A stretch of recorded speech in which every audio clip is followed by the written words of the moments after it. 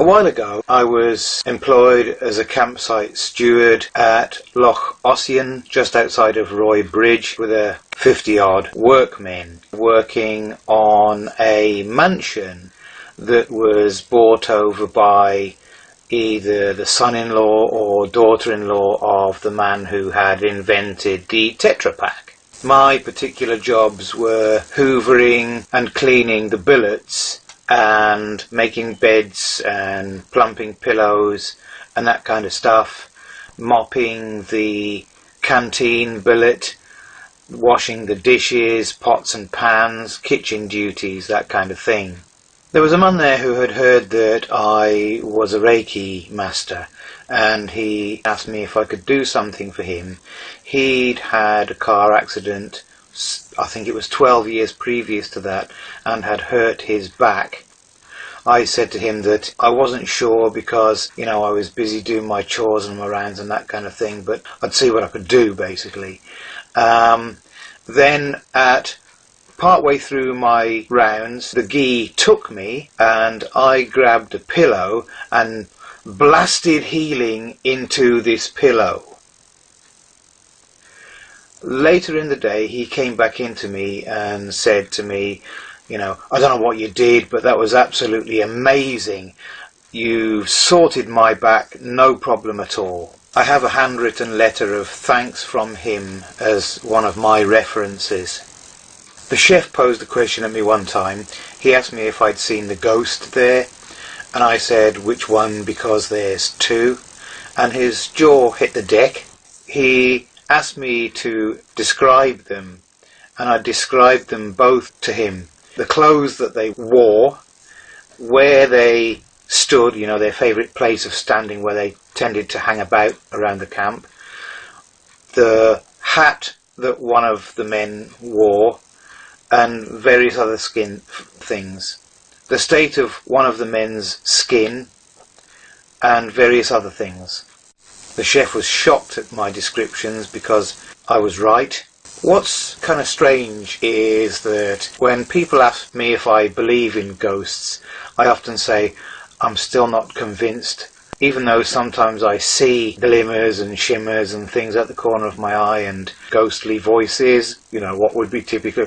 How do you know what a ghost sounds like when it talks? It could go, for all we know. In actual fact, to be quite honest, I swing.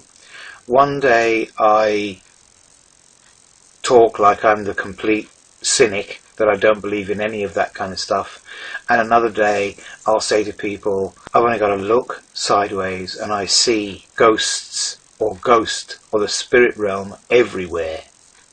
Another time I got called in by a man in Dingwall to go see him. He was suffering with psoriasis from the soles of his feet to the top of his head. There wasn't an inch on his body where he didn't have pretty serious psoriasis. It had caused him a lot of pain. When I went to see him, he had no furniture in his living room, nothing, a wooden floor and zero furniture.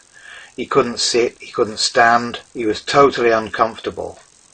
At first I wasn't really sure what to do, so I laid him on the floor and did a full-on, hands-on healing for him all the way down his body, from his head to his feet.